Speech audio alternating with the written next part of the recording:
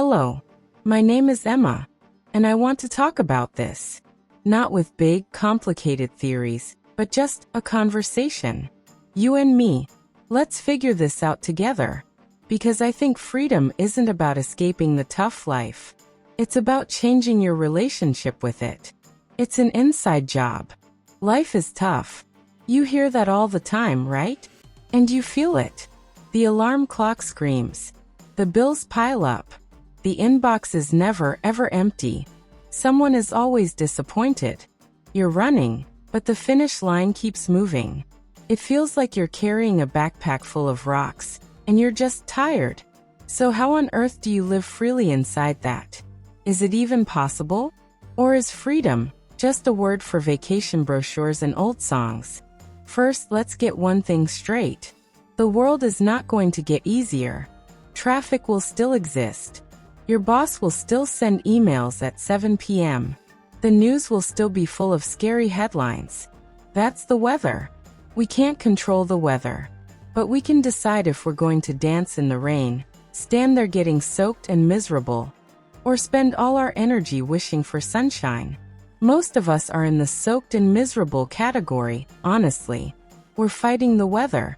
So, step 1 to living freely. Put the backpack down. Not all of it. You still need to carry your keys and your wallet. But the rocks? The rocks can go. What are the rocks? They're the shoulds. I should be further along in my career by now. I should have a bigger house. I should be married. I should be happier. I shouldn't feel this scared. I shouldn't have said that. That voice in your head, the one that's constantly commenting, judging, comparing. That's the main rock factory. It's like a mean sports commentator, but for your own life. Ooh, terrible move, Emma. Look at her. Everyone else is sprinting and she's just tying her shoelaces. Pathetic. Living freely starts when you realize you don't have to listen to that commentator. You can't make him shut up completely. He's a chatty guy, but you can turn down the volume. You can notice the thought, and instead of believing it, you can just say, "Ha, there's that should thought again. Interesting." And let it float by like a cloud. You don't have to grab the cloud, unpack it, and build a house under it. Let me give you a simple, silly example. This morning, I made coffee. I poured the water, ground the beans. And then I spilled a little bit on the counter. Just a small puddle. And immediately, the voice said, "You klutz. Can't you do anything neatly? Even your coffee is a mess." Seriously. Over a teaspoon of spilled coffee. In the past, I would have felt a tiny pinch of frustration. A little cloud of, "I'm not competent," would have followed me for a minute. But this morning I caught it. I heard the voice. And I literally said out loud, to my empty kitchen, "Wow, that's a dramatic story for a little puddle." And I wiped it up. And it was over. No rock added to the backpack. That's a tiny moment of freedom. Freedom from your own harsh critic. That critic is often borrowing its lines from other people. Our parents, our teachers, that one kid in school, society's checklist. We internalize these voices until they sound like our own. Living freely means starting to audit those voices. Ask, who actually said that? Is this my belief, or did I just inherit it? It's like cleaning out a closet. You pull out an old, ugly jacket and think, why do I still have this? This was my uncle's opinion. And you can donate it. Let it go. This is where psychology and philosophy shake hands. A psychologist might call this cognitive diffusion, separating yourself from your thoughts. A philosopher like Marcus Aurelius, a Roman emperor who had a pretty tough job, would say, "You have power over your mind, not outside events. Realize this, and you will find strength." He was dealing with barbarian invasions and plagues, and he wrote about not letting the opinion of others define your inner world. If an emperor surrounded by chaos can think about inner freedom, maybe we can too. But okay, Emma, you might think, that's nice for spilled coffee. But what about the big stuff? What about when I lose my job? Or someone I love gets sick? Or I'm drowning in debt? How can I be free then? This is the heart of it. Freedom isn't the absence of pain. It's the ability to be with pain without being completely destroyed by it. It's the space between what happens to you and how you respond. In that space is your power, your freedom. Think of it like this. You're in a small boat on a rough ocean. The storm is the tough situation, the grief, the fear, the failure. You can't stop the storm. The waves will crash. The wind will howl. Living freely isn't about magically calming the sea. It's about learning to steer your boat. It's about knowing you are the boat, not the water crashing against it. Your feelings are the weather, but you are the sky. The weather passes through the sky, but the sky holds it all. It doesn't break. When the big waves come, the practice is the same as with the coffee, just more intense. You notice the terrifying thought, I'll never recover from this. You feel the huge, overwhelming emotion, the panic, the sorrow. You let it be there. You don't try to push it away, because that's like trying to hold a beach ball underwater. It takes all your energy, and it just pops back up. You say, okay, this is fear. This is sadness. It's here. It hurts. You breathe into it. You create a little space around it. And in that space, you might find a tiny next step. Just one. Call a friend. Make one phone call about a job. Sit and breathe for 5 minutes. The freedom is in choosing that next step, however small, from a place of awareness, not from panic. It's about shifting from, why is this happening to me, to what is this asking from me? That's a huge shift. One is a victim's question.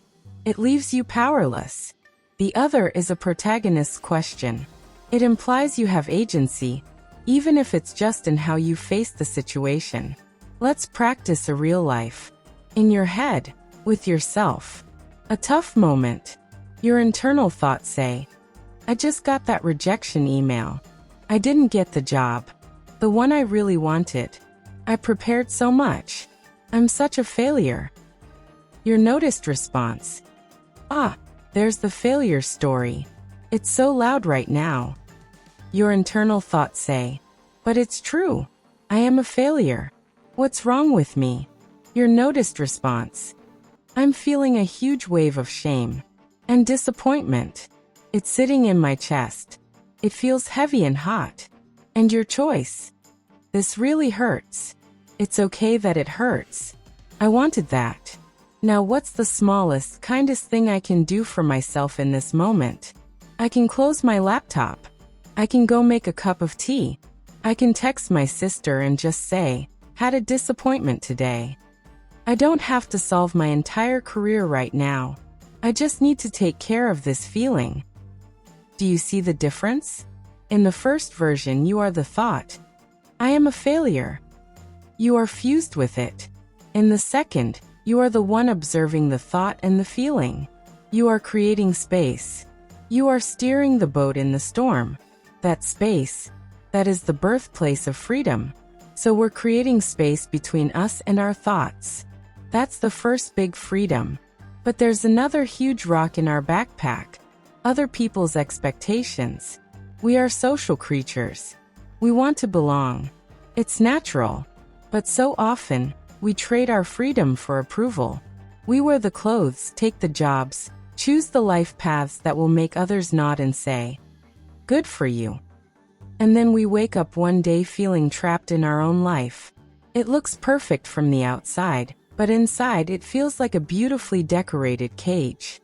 Living freely means starting to ask yourself a dangerous and wonderful question. What do I actually want?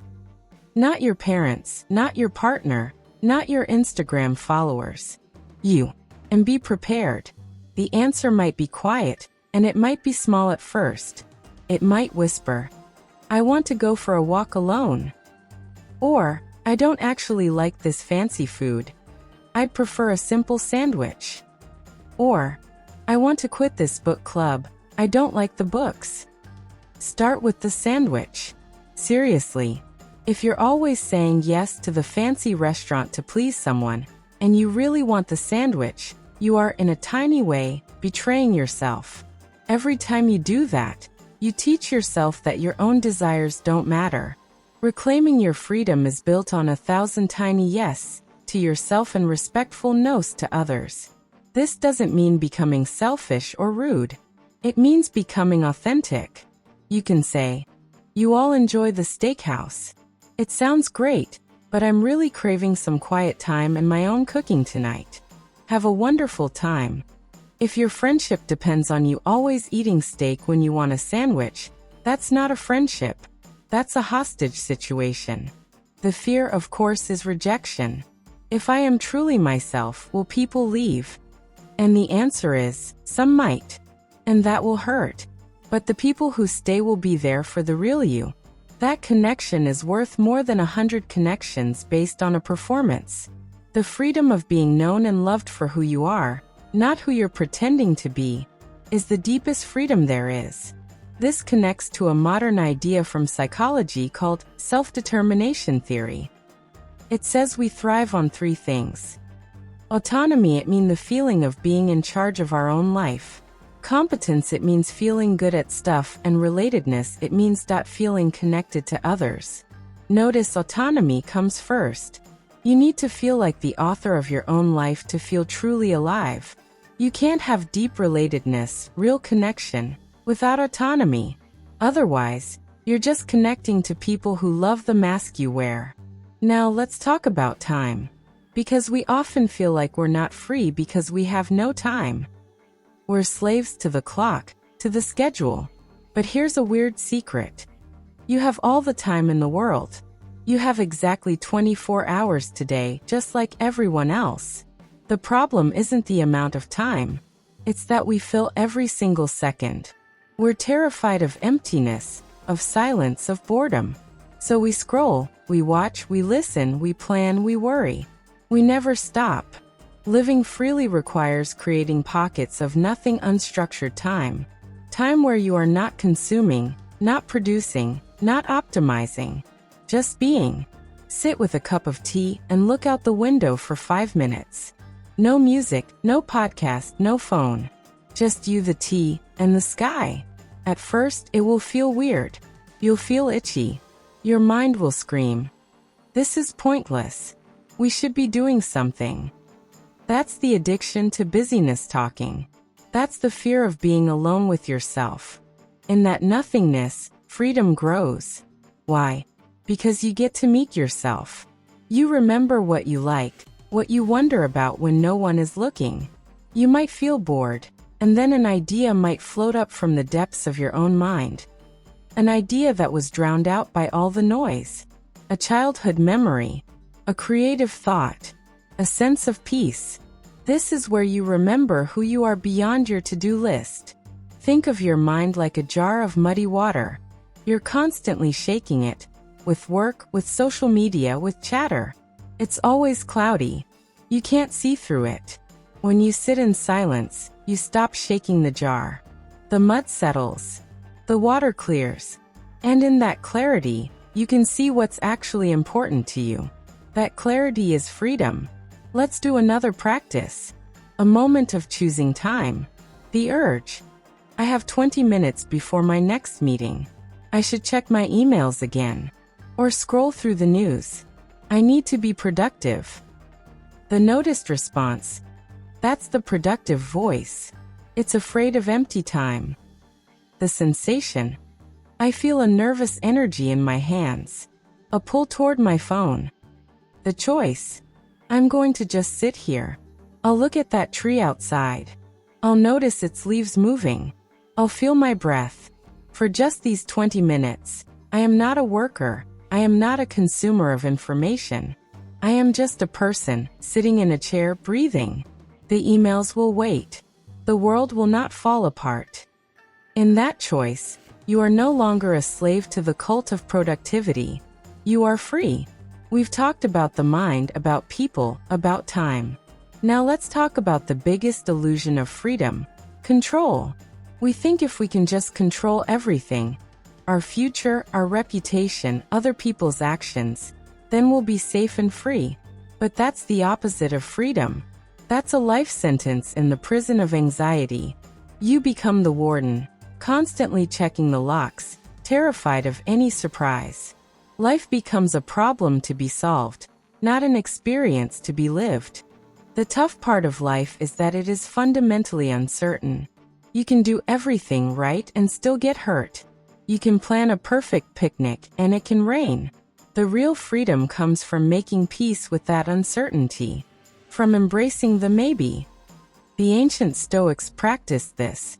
They would deliberately imagine the worst-case scenario, not to worry about it, but to realize they could survive it. They called it premeditatio malorum, the premeditation of evils. They'd think, what if I lose my status? What if I get sick? What if people ridicule me?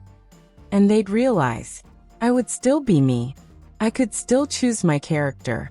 I might be in pain, but I would not be destroyed. That exercise wasn't pessimistic, it was liberating. It removed the fear of the unknown, because they had already visited it in their minds. They practiced letting go of control over externals, and focused on their one true area of control, their own judgments and actions. A modern version of this is something like, what's the worst that can happen? And then, and could I handle that?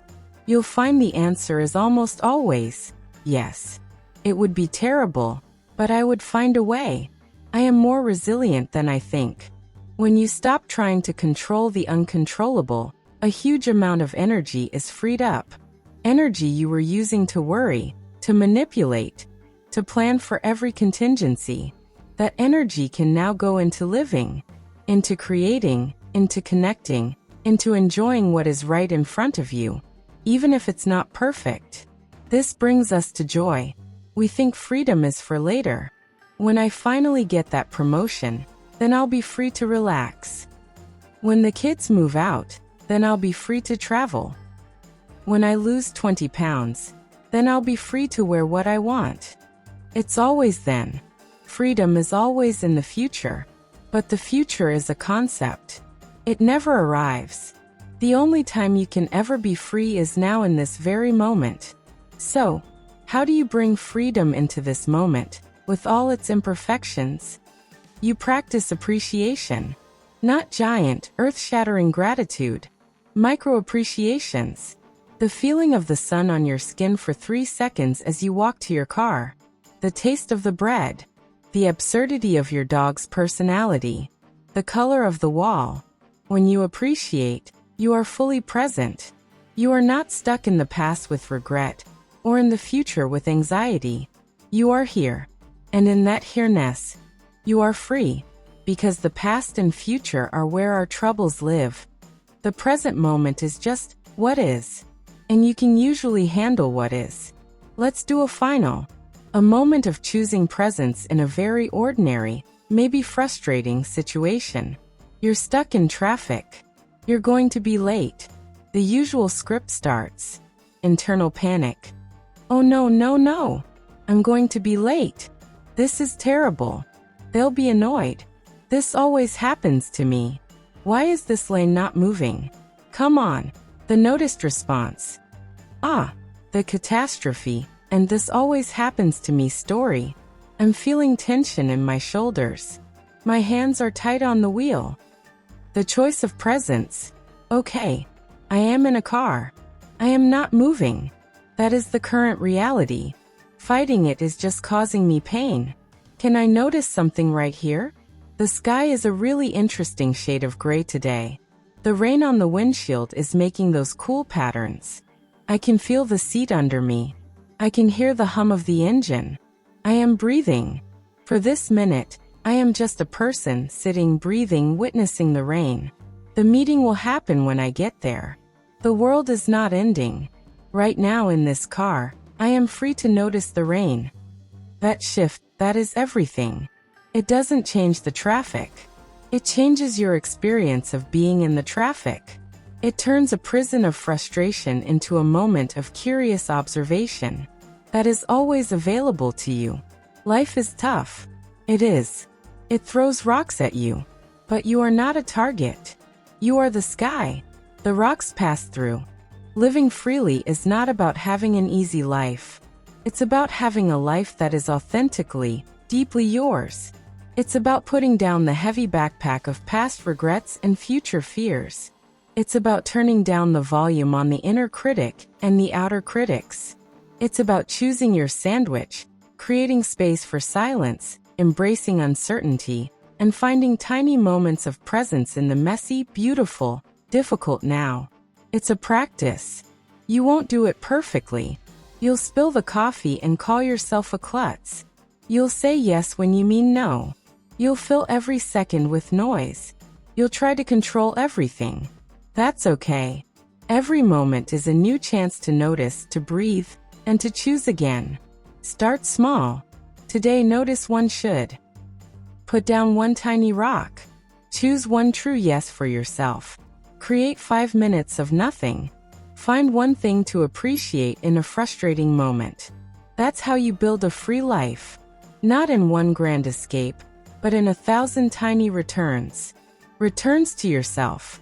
Returns to the present. Returns to what is real, right here, right now.